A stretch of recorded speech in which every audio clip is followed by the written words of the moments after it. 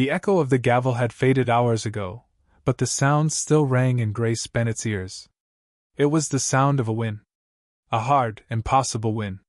She leaned her head against the cool glass of the bus window, the city lights of Chicago blurring into streaks of gold and red.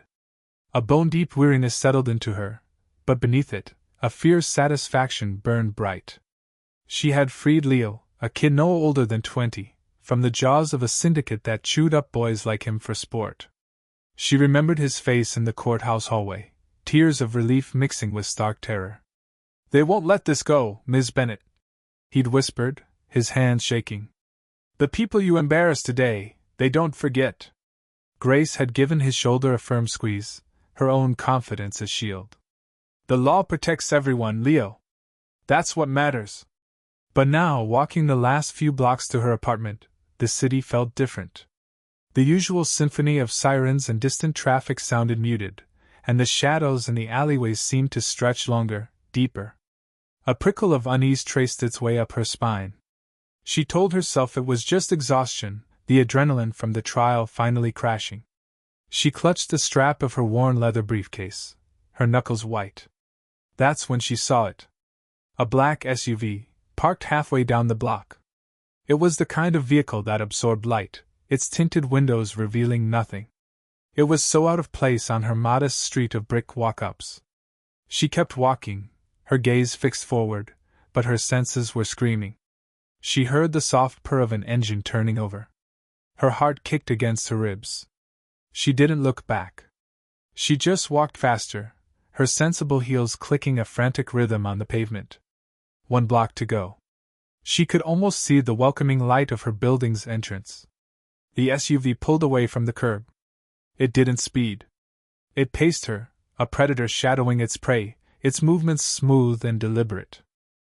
The sound of its tires on the asphalt was a low, menacing hum that vibrated through the soles of her shoes.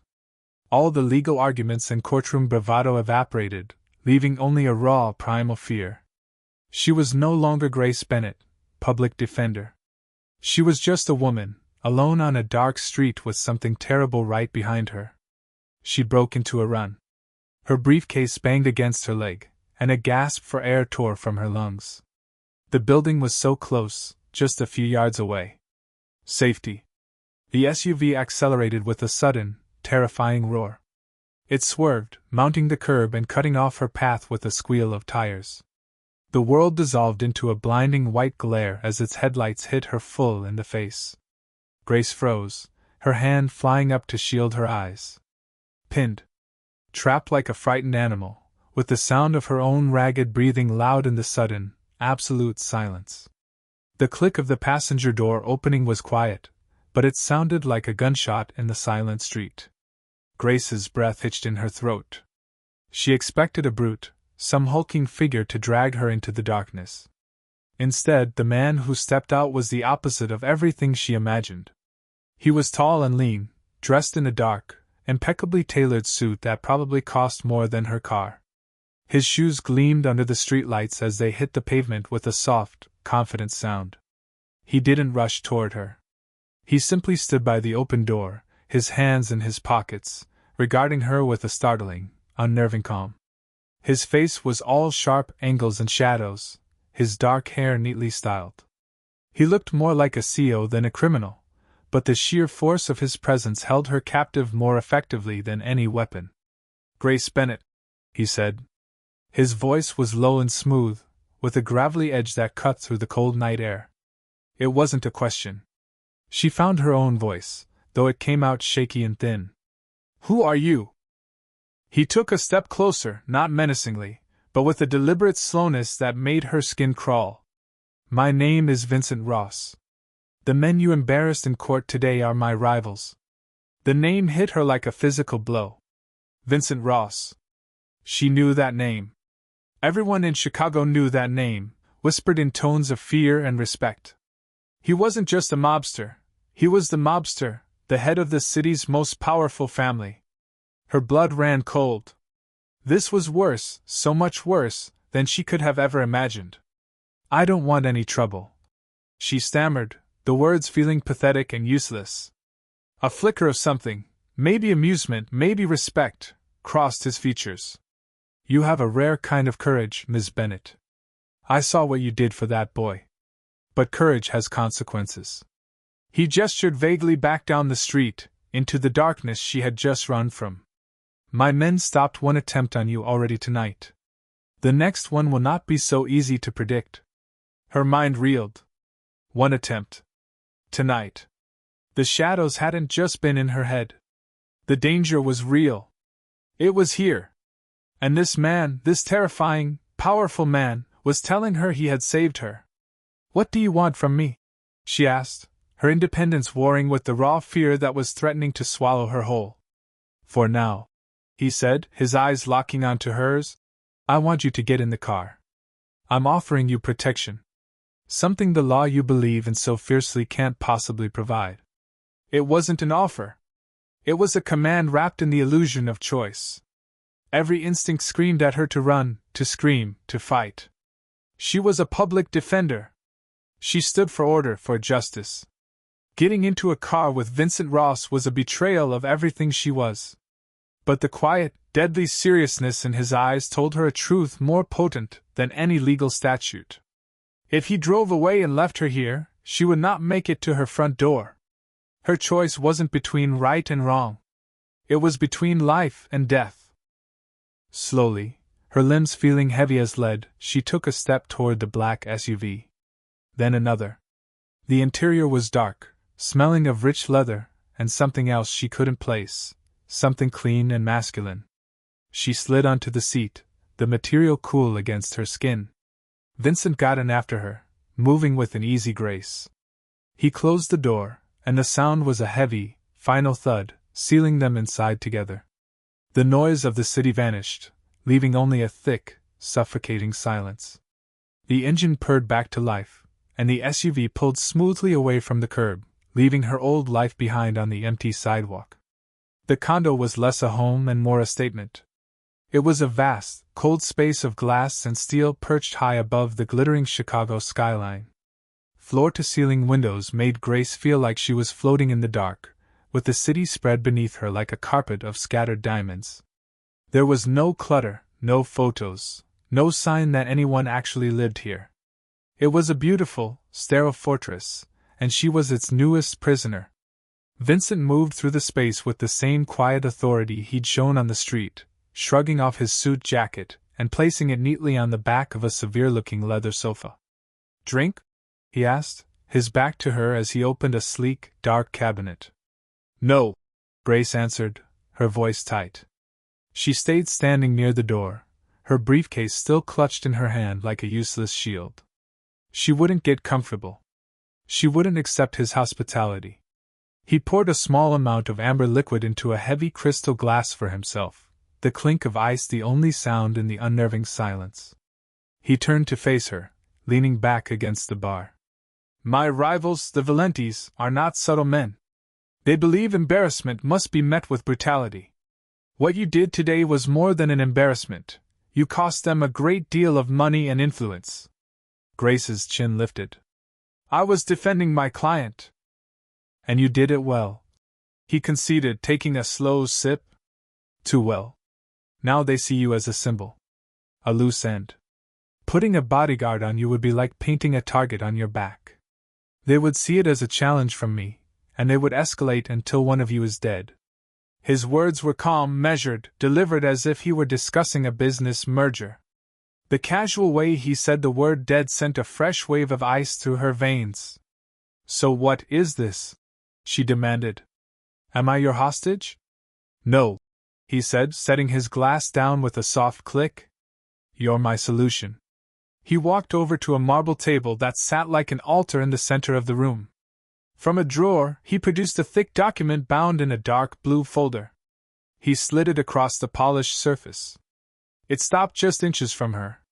Grace stared at it, her heart pounding a frantic, heavy rhythm against her ribs. She didn't need to open it to know what it was. The formal weight of it, the crispness of the paper. It was a contract. What is this? She whispered, though she was terrified she already knew. Read it, he invited. Her hands trembled as she reached for it. She flipped open the cover. The words at the top of the page seemed to leap out at her, surreal and monstrous. Prenuptial and marriage agreement. She felt a dizzying wave of disbelief, so strong she thought she might be sick. Her gaze shot up to meet his. He was watching her, his expression unreadable. "You're insane," she breathed. This is insane. "It's perfectly logical," he countered, his voice never rising. "The Valentis can't touch the wife of Vincent Ross. To do so would be an open declaration of war, a line even they won't cross. You would be completely, unequivocally safe." She slammed the contract back down on the table. "And you? What do you get out of it? Besides a live-in piece of property?" For the first time, a flicker of something that wasn't perfect control crossed his face. "I'm moving my businesses into legitimate sectors. It requires a certain image. A respectable, unimpeachable wife, a public defender, no less, provides a facade of stability that I currently lack." Grace laughed, a sharp, bitter sound that echoed in the cavernous room. "A facade. You want to buy a wife to use as a shield and a prop." The sheer audacity of it was breathtaking. He was trying to own her, to cage her life in exchange for protecting it. He took a step closer, his gaze intense, pinning her in place. "This marriage is just convenience, Ms. Bennet. A mutually beneficial arrangement. I give you absolute safety. You give me a facade." The guest room was a cage made of silk and marble. Grace paced the plush carpet, the city lights of Chicago watching her through a vast, seamless window. Sleep was impossible. Every time she closed her eyes, she saw the cold finality in Vincent's gaze, heard the casual way he spoke of death. Her principles screamed at her. She was a creature of the law, of order and justice. Marrying a man like Vincent Ross was a betrayal of her very soul, a surrender to the darkness she fought every single day in court. But the alternative was the chilling memory of the SUV's headlights pinning her against the wall, the silent threat that still lingered in the air. Was her integrity worth dying for on a cold sidewalk? Her phone buzzed on the nightstand, a violent, jarring sound in the quiet room. An unknown number. Her hand trembled as she answered, a knot of dread tightening in her stomach. "Miss Bennet?" The voice was a choked whisper. It was Leo. "Leo? What's wrong? Are you okay?" "They came to my mom's house," he rasped, his words tumbling out in a rush of pure terror. "Two men in a dark car. They didn't do anything, just sat outside. Then they asked my neighbor about me, about you. They're watching us, Miss Bennet.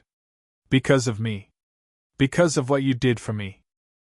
The line went dead, but Grace stood frozen, the phone still pressed to her ear. It wasn't just about her anymore. Her fight, her victory, had painted a target on the back of the very person she had saved. The Valentis weren't just coming for her, they were circling everyone she touched. The weight of that responsibility crushed her, suffocating the last of her defiance. Her principles were a luxury she couldn't afford if they cost someone else their life. The next morning, she found Vincent on a sprawling balcony, a cup of coffee in his hand as he watched the sunrise. He looked completely at ease, as if this were just another business day. The sight of his calm control ignited a spark of her old fire. She would not be a passive victim in his game. She strode toward him, the marriage contract clutched in her hand. She'd been up all night with a pen, striking lines and adding notes in the margins. He turned as she approached, one eyebrow raised in silent question. "I'll do it," she said, her voice hard and steady. "But not on your terms. On mine." She thrust the contract at him. "I have conditions." He took the document, his eyes scanning her frantic script. "First," she said, her voice gaining strength, "you will have no involvement in my work. You will never interfere with my cases or my clients. My career is my own." He nodded slowly, his gaze still on the paper. "Second, this is a public arrangement only. Behind closed doors, we have separate lives. Separate rooms. This is a business deal, nothing more." "Logical," he murmured, turning a page. "And third," she finished, her heart hammering, There will be a termination clause. A clear exit strategy. After 1 year, or if the threat from the Valentes is neutralized, this agreement is dissolved. No questions, no arguments. She expected him to push back, to negotiate, to remind her of her powerless position. Instead, he looked up from the contract, and for the first time, she saw a flicker of genuine respect in his dark eyes. It was gone as quickly as it appeared, but she had seen it. "Your terms are acceptable," he said simply. He walked back inside, retrieved a pen from the marble table, and held it out to her. "Then let's make it official." The power had shifted. She wasn't his possession. She was his partner in this lie. Taking the pen, her hand was surprisingly steady. She spread the contract on the table and signed her name, Grace Bennett, on the line. The scratch of the nib on the thick paper sounded deafeningly loud. The deal was done. They stood in silence, the signed document a chasm between them, both of them bound to a future that was no longer their own. The courthouse felt like a violation. It was her sanctuary, a place of order and principle, now tainted by the cold, sterile reality of her bargain. The judge, a man she'd argued before a dozen times, rattled off the legal pronouncements, his voice a droning monotone that barely registered. Grace stood beside Vincent, her body rigid in a simple cream-colored dress she'd bought yesterday in a daze. She felt like an imposter in her own life. When the judge's gavel finally fell, the sharp crack didn't sound like justice. It sounded like the closing of a cell door. "I do." The words felt like sandpaper in her throat, a perjury against her own soul. She chanced a look at Vincent. He stood perfectly still, his profile sharp and unyielding. He said his own part with the same calm authority he used for everything, his voice a low, steady sound in the quiet room. There was no emotion in his eyes, no flicker of doubt. He was a man executing a plan.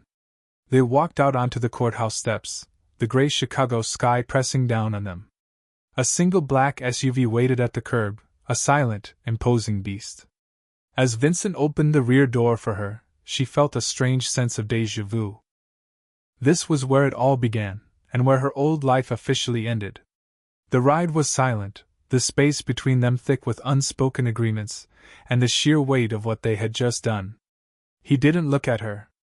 He simply stared out the window as the city slid by. Then, he reached into his inner jacket pocket and produced a flat, dark velvet box.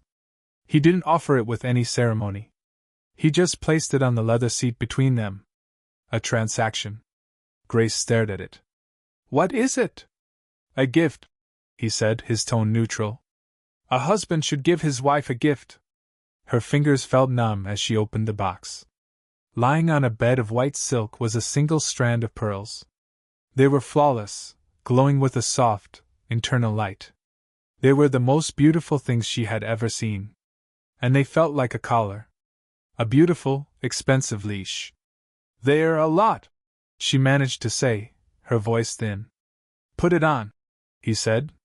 It wasn't a request. She fumbled with the delicate clasp, her fingers refusing to cooperate. A frustrated sigh escaped her lips. Before she could try again, his hand covered hers, stilling them. "Here." He took the necklace from her, his movements economical and precise. The air in the car suddenly felt thin, charged. "Turn your head," he commanded softly. She obeyed, her heart starting a frantic, uneven rhythm against her ribs. She felt him shift closer, his presence filling the small space, warm and solid. Then, his fingers were on her neck. They weren't cold or cruel. They were unexpectedly warm, the pads of his fingers brushing against the sensitive skin below her ear as he guided the pearls into place. A jolt, sharp and electric, shot through her. It was a purely physical reaction, a spark in the cold emptiness of their arrangement. Her breath hitched. She wondered if he felt it too. When she dared to glance at him, his jaw was tight, his dark eyes focused intently on the tiny clasp. He clicked it shut. The pearls felt heavy and cool against her skin. He pulled his hand away, but she could still feel the ghost of his touch, a phantom warmth that made her shiver. Their first public appearance was at a quiet, absurdly expensive restaurant. As he helped her from the car, his hand settled on the small of her back. The touch was proprietary, a clear signal to anyone watching, but it sent another confusing shockwave through her system. He guided her through the door, his body a shield between her and the curious stares of the other patrons. As they were led to their table, he leaned in, his lips brushing against her ear. "Just for a little while," he whispered, his voice a low rumble meant only for her. "Then you're free." It was the promise from their contract, the reassurance she had demanded. But when she looked up into his face, the cool control in his eyes was gone, replaced for a split second by something else. It was a deep, secret yearning, a flicker of a truth that was the complete opposite of the words he had just spoken. And in that moment, Grace knew this convenient lie was going to be the most dangerous thing she had ever done. The days settled into a strange, disquieting rhythm. In public, she was Mrs. Ross. Vincent's hand would rest on the small of her back, a simple gesture of possession that made her skin burn and sent a clear message to the world. They would dine at exclusive restaurants, attend functions filled with people whose names she only knew from the news, and play their parts with a chilling perfection. At home, in the silent, glass-walled fortress, they were strangers. They occupied separate wings, their paths crossing only in the vast, sterile living area, where they would exchange clipped, necessary words.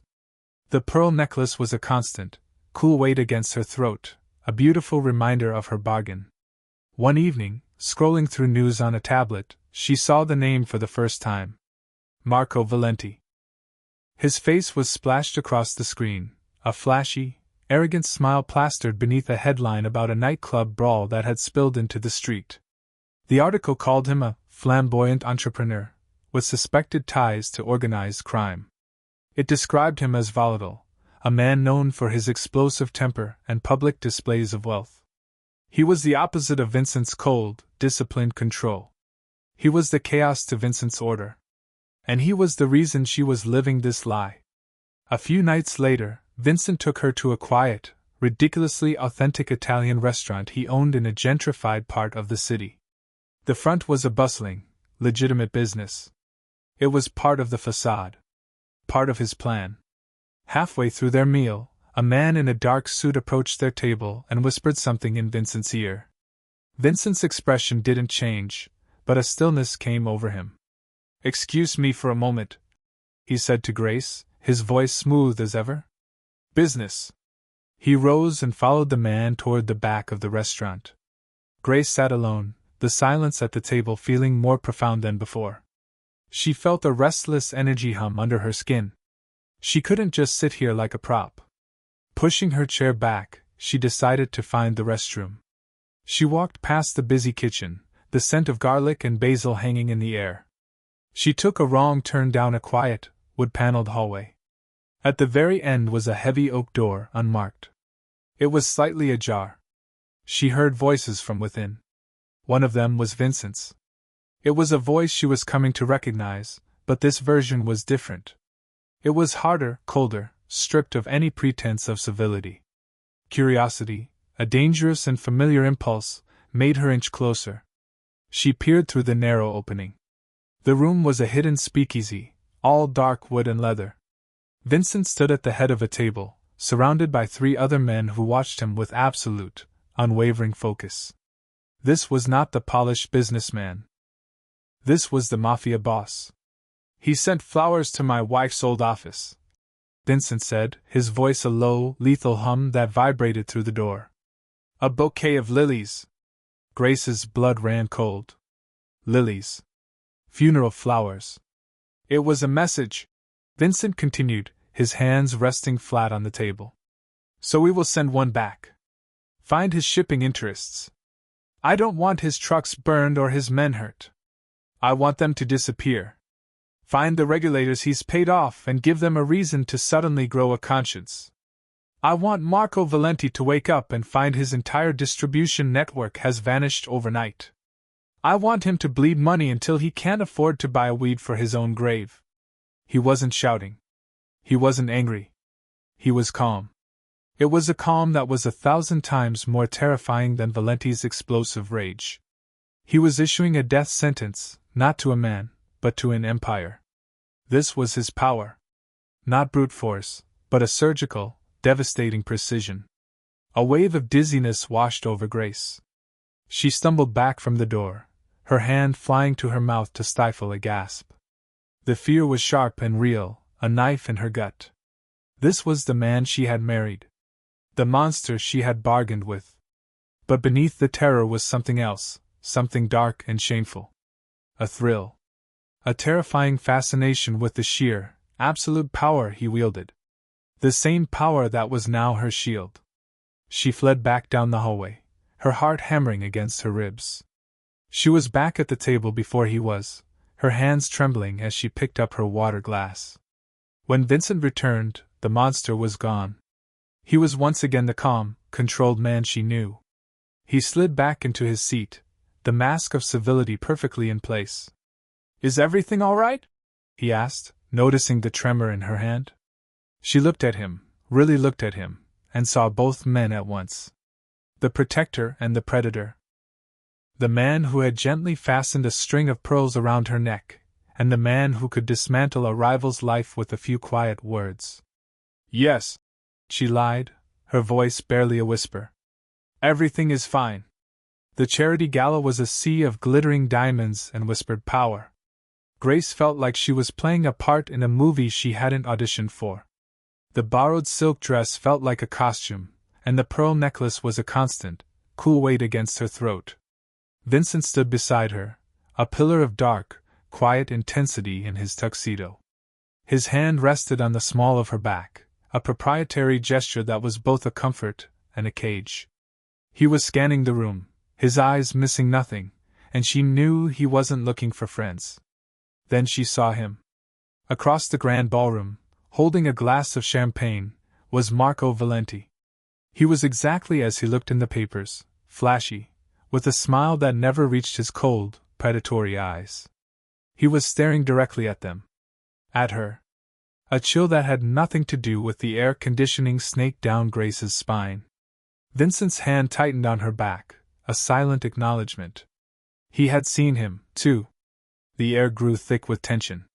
It felt like the entire room was holding its breath, waiting. After a long moment, Valenti began to move, gliding through the crowd with an easy, dangerous grace. He was coming right for them. "Ross," Valenti said, his voice smooth and laced with false cheer as he stopped before their table. His eyes, however, were fixed on Grace. "I see you've been busy. A beautiful wife. Congratulations." "Valenti," Vincent replied, his tone flat and cold as ice. Valenti's smile widened, but it was a wolf's smile. He looked at Grace, his gaze lingering on the pearl necklace. "You must be the famous public defender. A woman of principle. Chicago can be a dangerous city for people with principles." He paused, letting the threat hang in the air. "It's a good thing you have someone to watch over you now." Before Grace could even process the thinly veiled menace, Vincent moved. He didn't say a word. He simply stood, took her hand, and pulled her gently but firmly to her feet. "Excuse us," he said to Valenti, his voice leaving no room for argument. "My wife and I were just about to dance." He led her onto the crowded dance floor without a backward glance. Her heart hammered against her ribs, a frantic bird trapped in a cage. The orchestra was playing something slow, a haunting melody that seemed to wrap around them. He pulled her into his arms, one hand settling firmly on her waist, the other enveloping hers.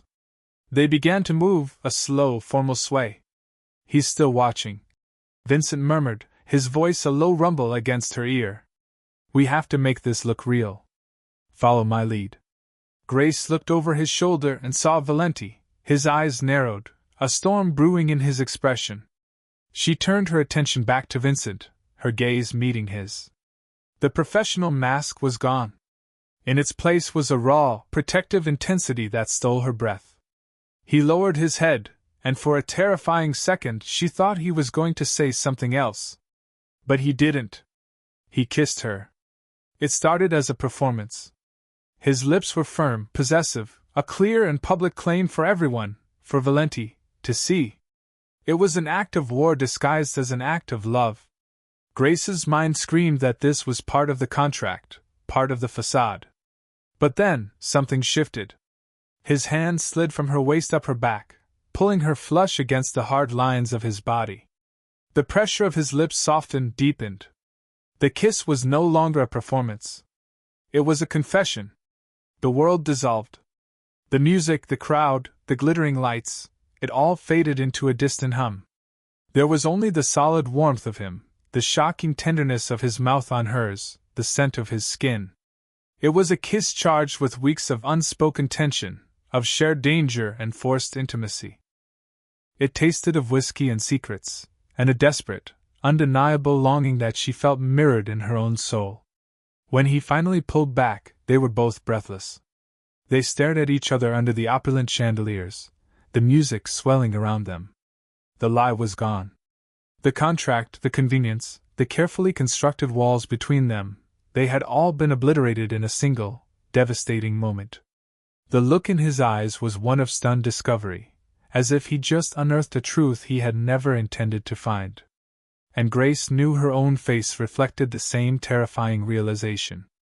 This wasn't a game anymore. It was real. And it was going to destroy them both. The ride home was a suffocating, unbearable silence. The city lights blurred past the tinted windows of the SUV, but Grace saw none of them. All she could feel was the ghost of Vincent's mouth on hers, the phantom pressure of his hand on her back. The air in the car was thick with everything they weren't saying, a living, breathing thing that pressed in on her from all sides. She sat rigidly on her side of the leather seat, hyper-aware of the inches of space that separated them. It felt like a chasm and no space at all, both at once. She risked a glance at him. He was staring straight ahead, his jaw set like stone, his handsome profile a mask of cold control. But she had seen what was behind that mask. She had felt it. And she knew, with a terrifying certainty, that he had felt it, too. Back in the condo, the silence followed them, amplifying in the vast, empty space. The floor-to-ceiling windows showed a city that felt a million miles away. The fortress that had once felt so large and impersonal now felt impossibly small, as if the walls were closing in. He shrugged off his tuxedo jacket, his movements stiff and unnatural. Grace's heart was beating so loudly she was sure he could hear it. She had to say something, anything, to break the spell. "Vincent," she started, but the name caught in her throat. He turned, but his eyes didn't quite meet hers. They focused on a point just over her shoulder. "It was a necessary performance," he said, his voice clipped and devoid of all warmth. He was rebuilding the wall between them, brick by cold, deliberate brick. "Valenti will have no doubt now." The words were a slap in the face. A performance. He was reducing that earth-shattering moment to a strategic move. A lie. Part of her knew he was doing it for his own protection, to regain the control he had so clearly lost. But the other part, the part that was still trembling from his touch, felt a sharp, bitter sting of rejection. "Right," she said, her own voice coming out thin and brittle. "The facade." She couldn't stand to be in the same room with him for a second longer. Without another word, she turned and fled to her wing of the apartment, the silk of her dress whispering against the cold marble floors. She closed the door to her room, but it offered no protection. The entire condo felt haunted by him, by what had happened between them on that dance floor. The professional lines were gone, obliterated. The convenience of their arrangement had been a lie they told themselves, and now the truth was a raw, undeniable thing that pulsed between them. The next morning, she found him in the living area, already dressed in a severe dark suit. He was on the phone, his voice low and commanding. He ended the call as she approached. His expression was distant, closed off. He was a stranger again. "I have to leave for a few days," he announced, not looking at her. He picked up a briefcase from the marble table. "There are business matters that require my attention." A direct response to Valenti's new aggression.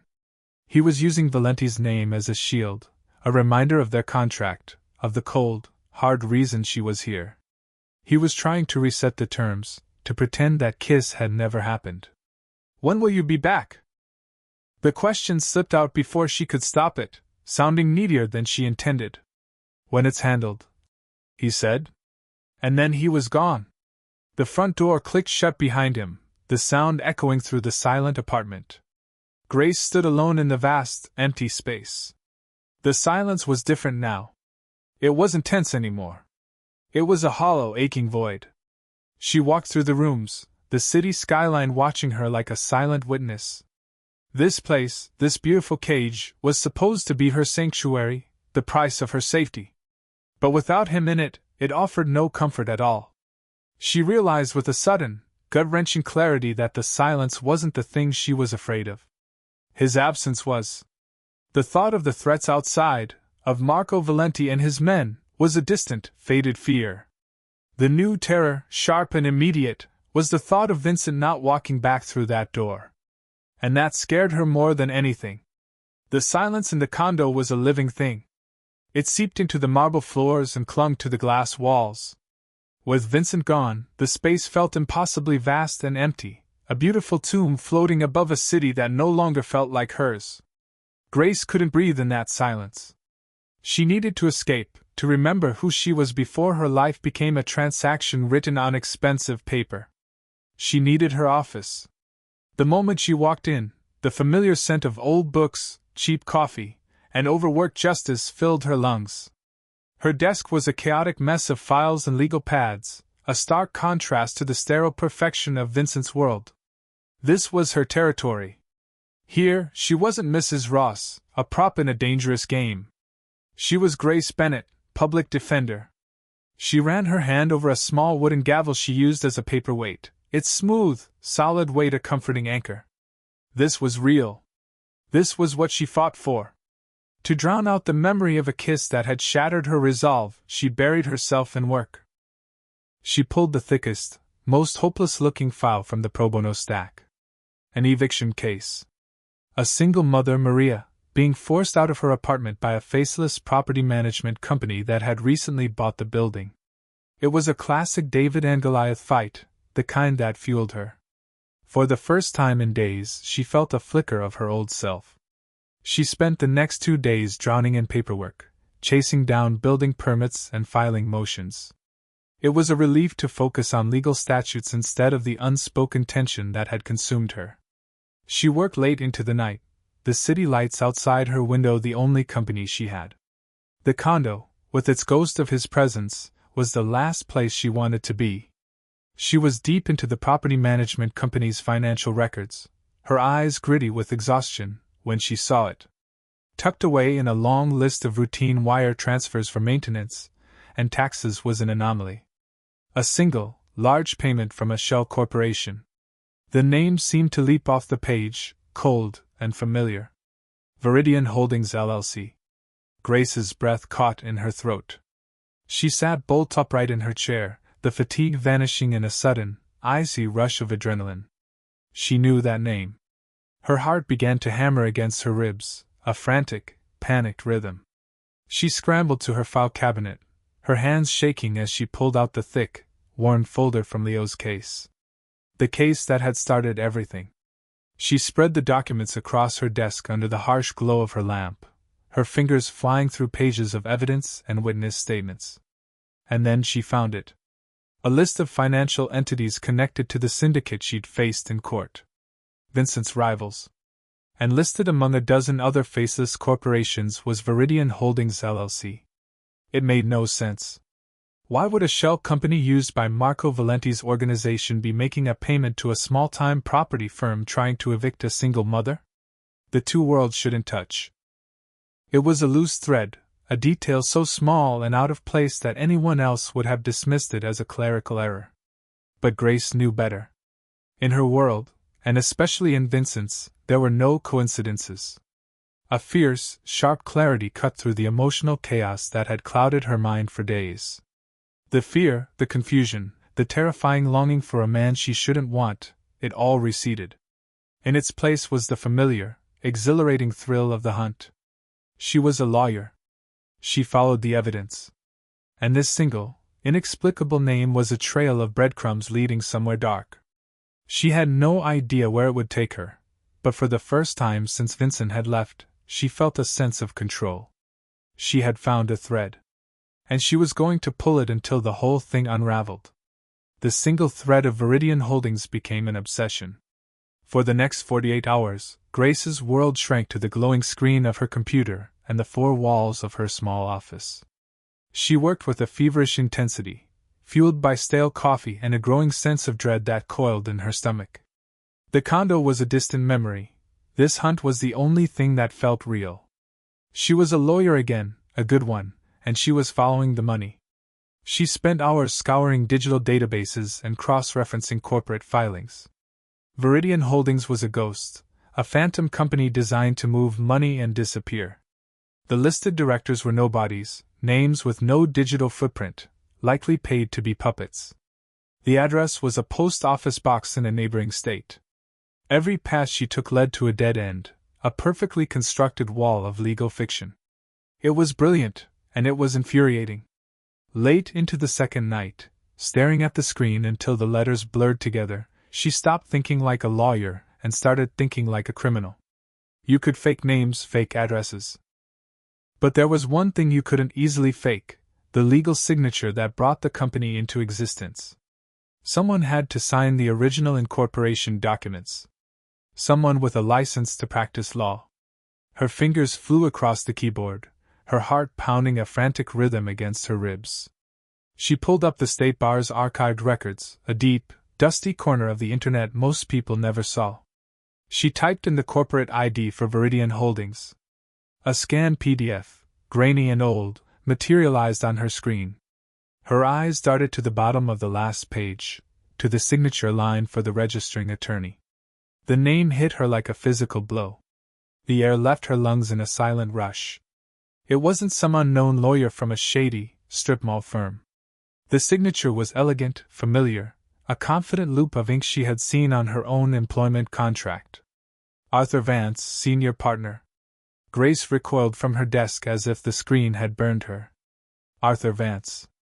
The firm's patriarch.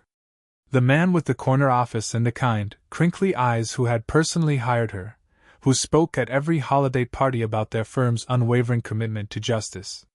The man whose picture hung in the lobby, a symbol of integrity and legal excellence. A bitter, acidic taste rose in her throat. It couldn't be. It had to be a mistake, a forgery, a coincidence. But she knew it wasn't. She pulled up the financials for the eviction case, her hands trembling so badly she could barely control the mouse. She followed the money backward from Viridian Holdings, through two more shell companies, until she landed on a series of wire transfers from a primary funding source. A major import-export business. One that the FBI had publicly linked, time and time again, to Marco Valenti. The pieces clicked into place with a sickening finality. Her firm. Her law firm, the institution she had dedicated her life to, the place she saw as a bastion of the law, was laundering money. They were taking dirty, violent cash from Marco Valenti, the man who had threatened her, the man who was Vincent's most dangerous rival, and washing it clean through legitimate-looking real estate deals, like buying up apartment buildings and evicting single mothers.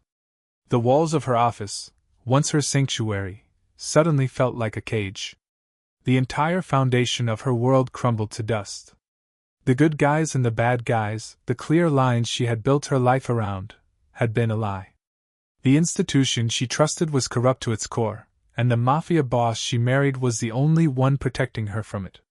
She stared at the small wooden gavel on her desk, the symbol of the justice she believed in. It looked like a prop. A cheap, meaningless toy. Her life wasn't a battle between law and crime. It was a war between two different kinds of monsters, and she was trapped squarely in the middle. Grace felt the world tilt on its axis.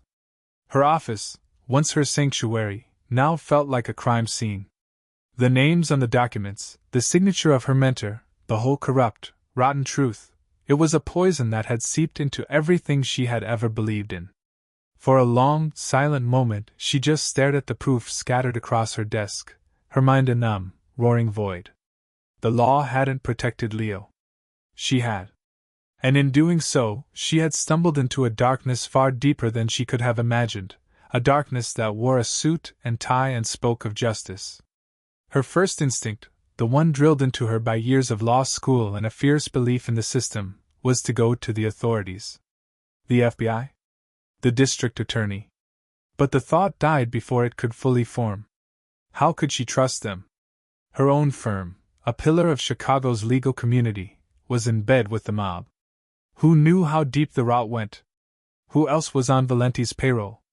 Going to the police wasn't just a risk, it was a potential death sentence, delivered by the very people sworn to protect her. There was only one person she could go to. The thought was insane. It defied every principle she had ever held. But it was also the only logical choice left. She had to go to Vincent.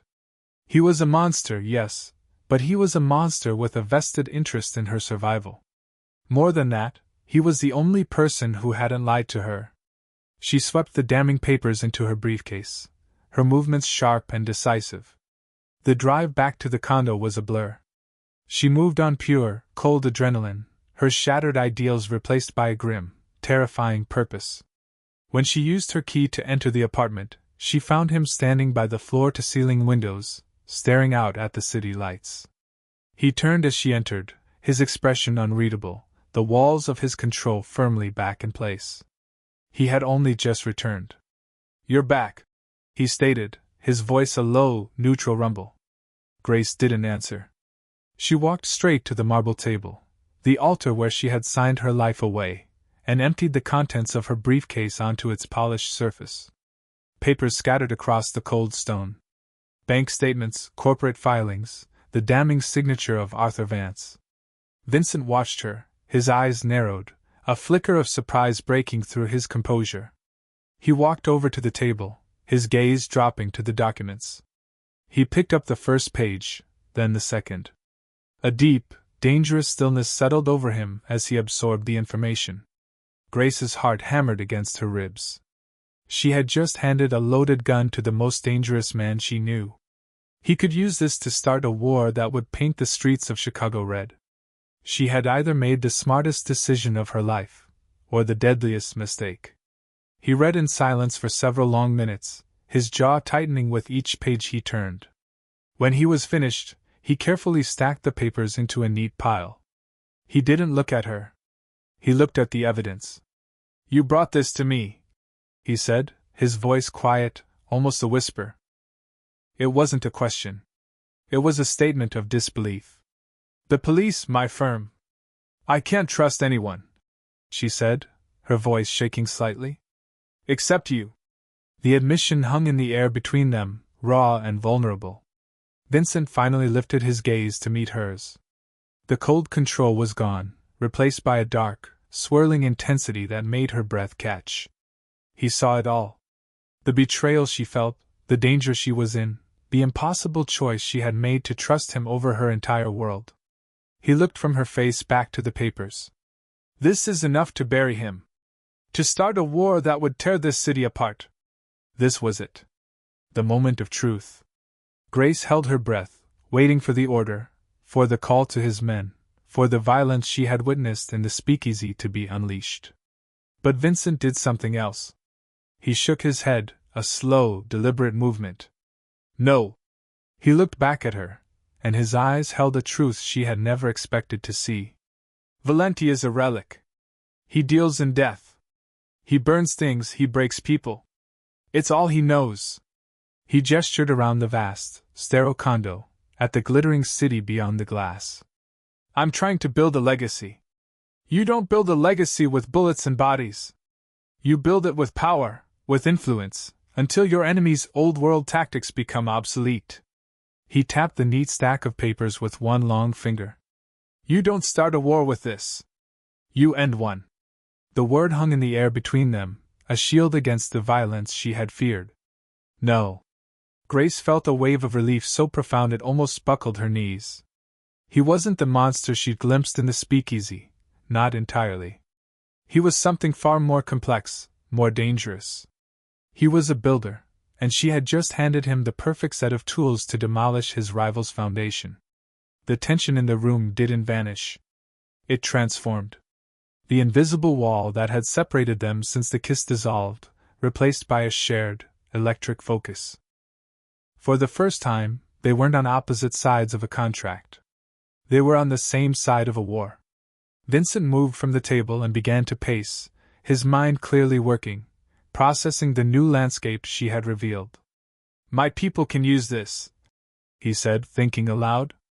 "We can leak it to a few key players in his organization. Create paranoia.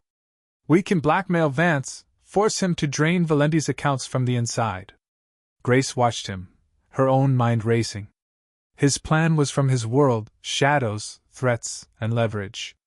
It was efficient, but it was messy. It left too much to chance, too many people who could talk or retaliate. "No," she said, her voice surprisingly steady. The power in the room had shifted, and she felt it down to her bones. He stopped pacing and turned to her, his full attention on her now. He was listening. Truly listening.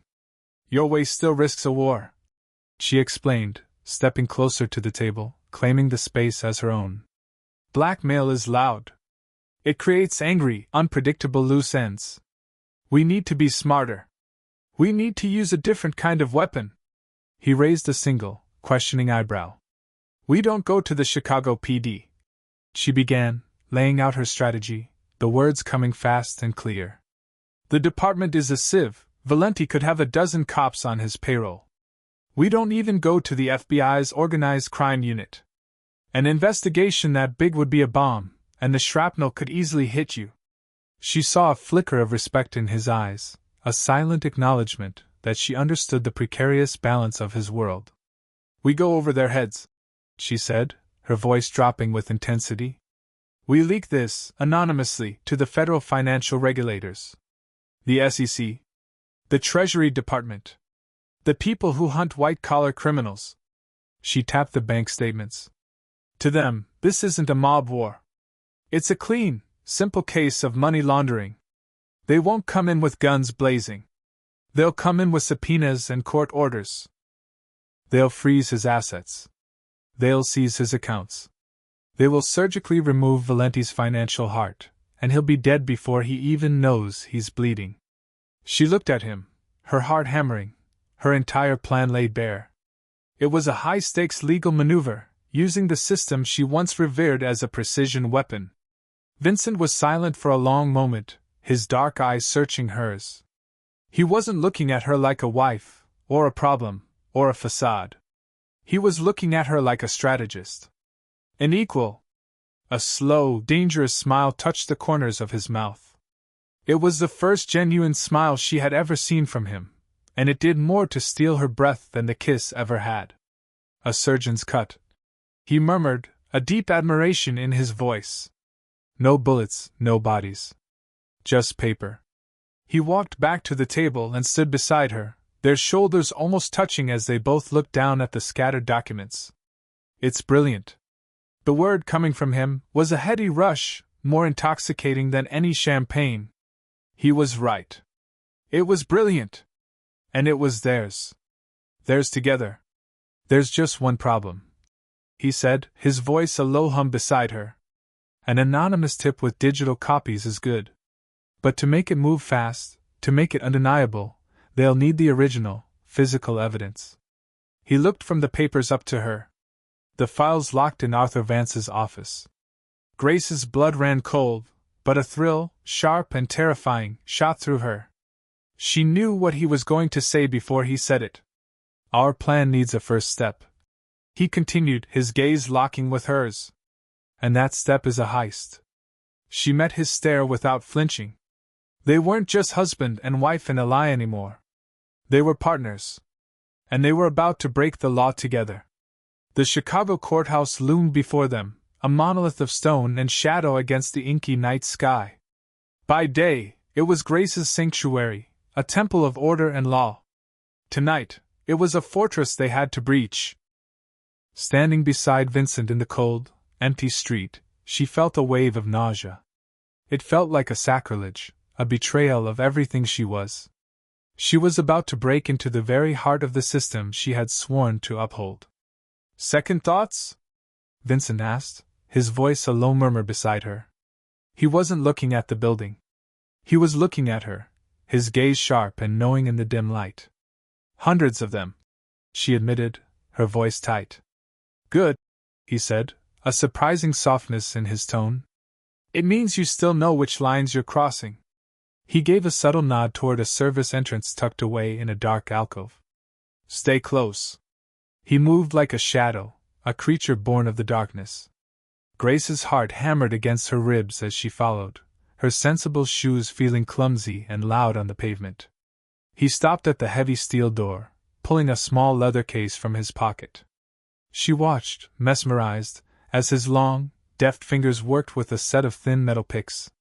There was no sound but the faint, rhythmic click of metal on metal. He was as calm and focused as a surgeon. Less than a minute later, a final, soft snick echoed in the silence. The lock was open.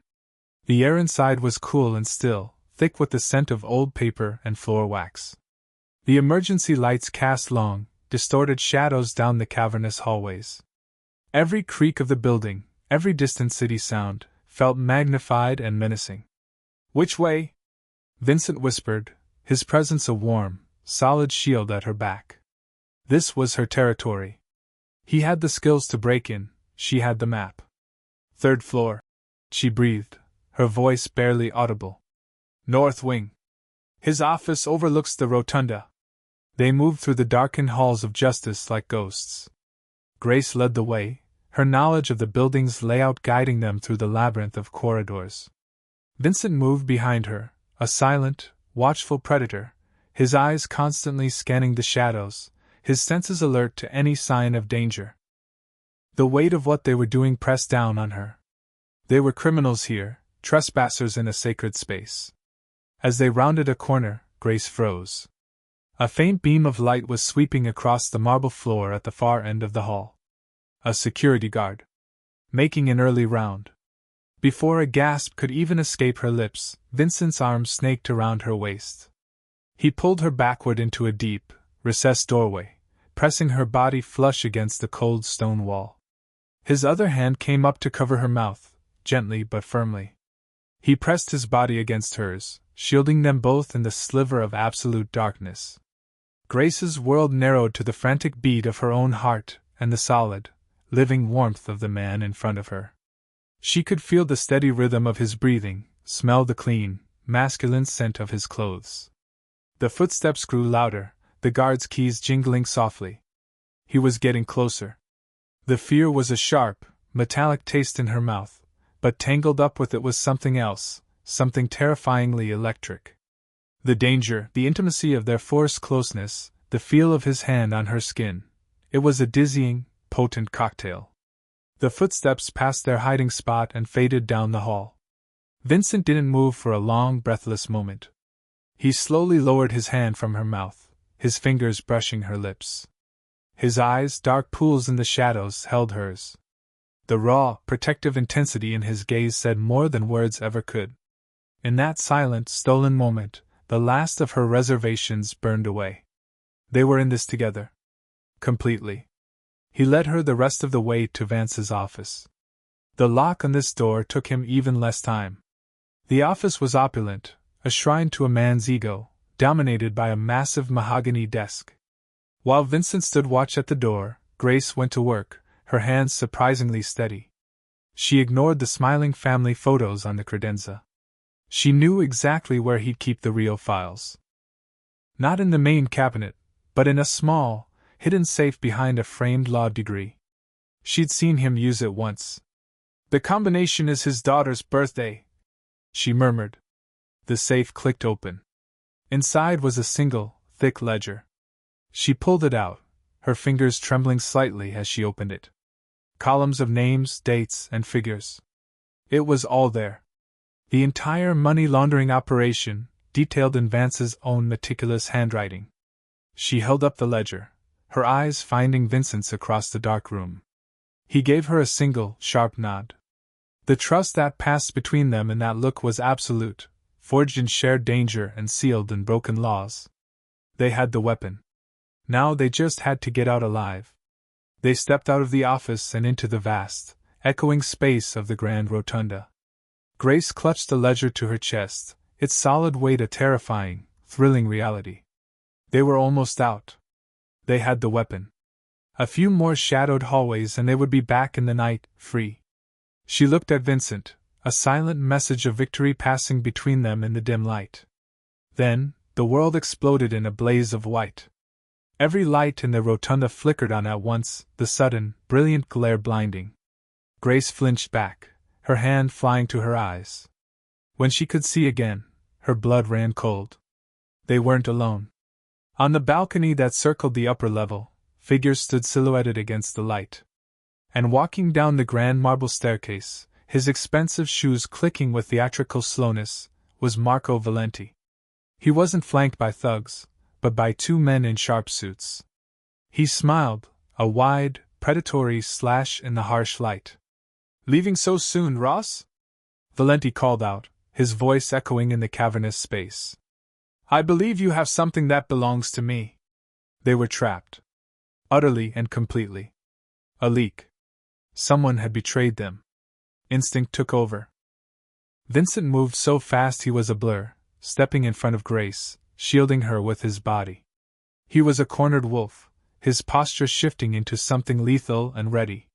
He didn't have a weapon, but Grace knew with absolute certainty that he was the most dangerous thing in this room. He would fight all of them, and he would die here before he let them touch her. But as he tensed, ready to spring, Grace did something that surprised them all. She put a firm hand on his chest. "No," she whispered, her voice sharp with command. "Don't. Let me." Vincent looked down at her, his expression a mask of disbelief and raw fury. But he saw the look in her eyes.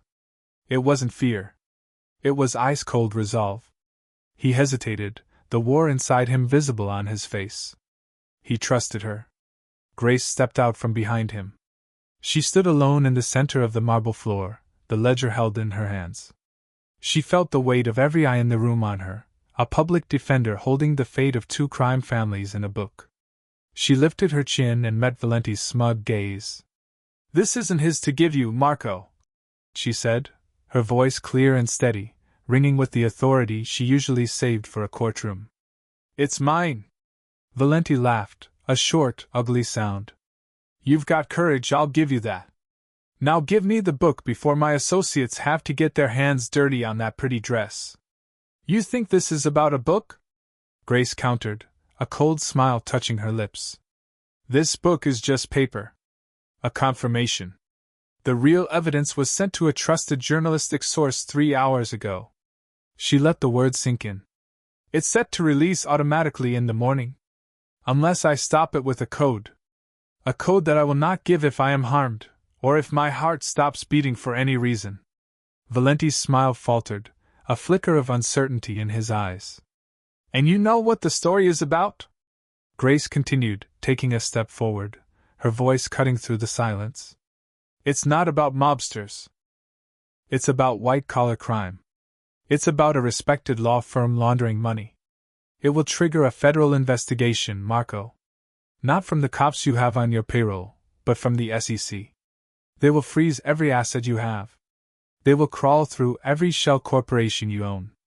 Your empire is a house of cards, and they will pull the entire thing down." She glanced back at Vincent, who stood watching her, his expression one of stunned, profound awe. Vincent's businesses, on the other hand, are built to withstand that kind of scrutiny. He'll take a hit, but he'll survive. You. She turned her gaze back to Valenti, her eyes like chips of ice. "You will be ruined." The smugness was gone from Valenti's face, replaced by a mask of cold, impotent fury. He had come here for a simple show of force, to retrieve a piece of evidence. He had walked into a checkmate. He couldn't kill her, it would trigger the release. He couldn't take the book, it was worthless without destroying the digital copy. He had been outmaneuvered, not with a gun, but with a legal strategy. Grace stood her ground in the center of the silent courthouse, the brilliant lights like a celestial judgment. She hadn't just stolen evidence. She had single-handedly ended the confrontation, protecting Vincent not with violence, but with the ruthless, beautiful precision of the law. The silence in the condo was different now. It was no longer a suffocating void or a tense battlefield. It was a shared space, filled with the echoes of everything that had happened in the courthouse rotunda. The adrenaline from the confrontation had long since faded, leaving Grace with a strange, humming clarity. She had stared down a monster and won, not with a weapon, but with her mind. She had broken a dozen laws to uphold a different kind of justice. She felt the weight of that truth settle into her bones. She wasn't the same woman who had been pinned by the headlights of an SUV weeks ago. Vincent stood by the vast window, staring down at the city lights.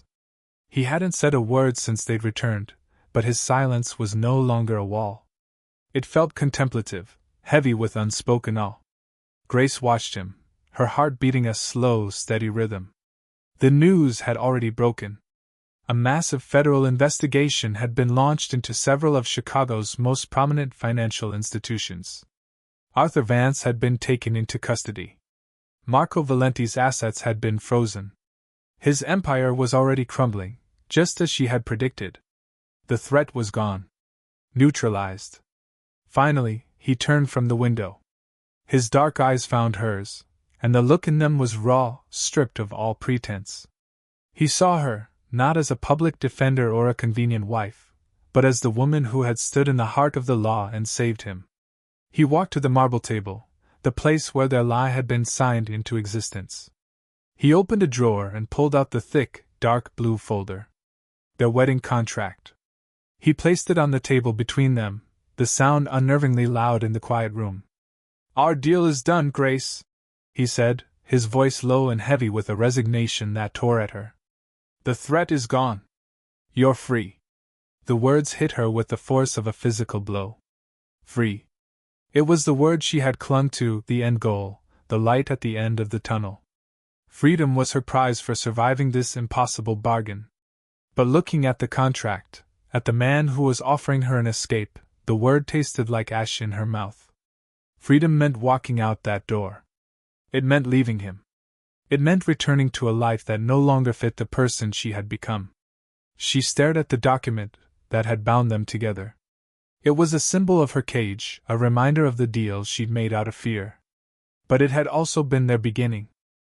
It was the foundation of the trust they had built in secret hallways and silent car rides, the reason for the kiss that had set her world on fire, the catalyst for the partnership they had forged in a darkened courthouse. Her gaze lifted from the paper to his face. She saw the conflict in his eyes, the carefully controlled pain. He was honoring his word. He was letting her go, even though every tense line of his body screamed that it was the last thing on earth he wanted. Slowly, she reached out and picked up the contract. The thick paper felt cool and foreign in her hands. She could sign the dissolution clause. She could walk away and pretend the last few weeks had been a bad dream. She could have her old life back. But she didn't want it. With a sharp, decisive movement, she tore the contract in half. The sound of the ripping paper was a gunshot in the silent room. She didn't stop. She tore the two halves into four, and then into smaller and smaller pieces, until the legal jargon and the cold, transactional words were nothing but a pile of scraps in her hands. She looked up at him, her heart in her eyes. "Our deal is done," she agreed, her voice soft but unwavering. She let the pieces of the contract flutter from her fingers onto the marble table like confetti. "This is something else." A wave of understanding, of pure, unadulterated relief, washed over his features. He closed the distance between them in two long strides. His hands came up to cup her face, his touch gentle, almost reverent. He searched her eyes, making sure, needing to be sure. "Grace," he breathed, her name a prayer on his lips. She had made her choice. Not out of necessity, not out of fear, but out of a love that had grown against all logic in the shadow of lies and danger. She was no longer his contractual wife. She was his partner. And she was finally, truly, home.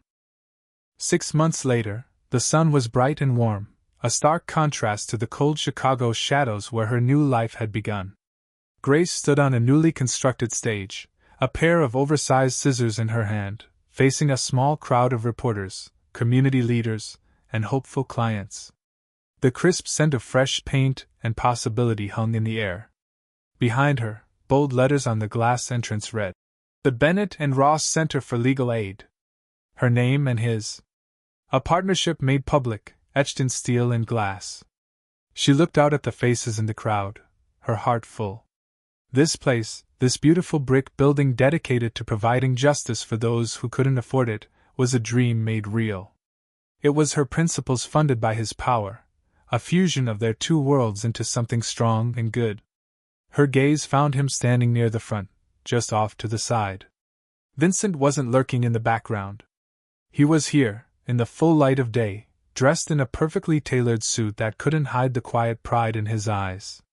He was still a man of power and secrets, a storm of quiet intensity just beneath the surface. But his actions were now shaped by her influence. He was no longer just building a legitimate empire for himself, he was helping her build a better world. He met her eyes and gave her a slow, almost imperceptible nod. "Our legacy," it seemed to say. Grace took a deep breath and turned to the wide, red ribbon stretched before her. With a decisive snip, the scissors sliced through the silk.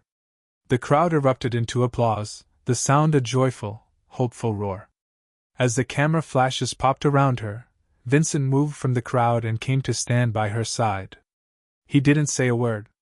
He simply took her hand, his fingers lacing through hers, a simple, solid gesture of belonging. The reporter shouted questions, but Grace heard none of them. She was lost in the look on his face. The cold, controlled mask he once wore was gone, replaced by a warmth that was reserved only for her. He leaned in, ignoring the cameras, ignoring the world, and gave her a simple, loving kiss. It wasn't a performance for a rival or a strategic move in a dangerous game. It was real. It was a quiet promise in front of everyone. As he pulled back, her fingers went to the flawless pearl necklace at her throat. It gleamed in the afternoon sun, no longer feeling like a beautiful leash or the price of her safety.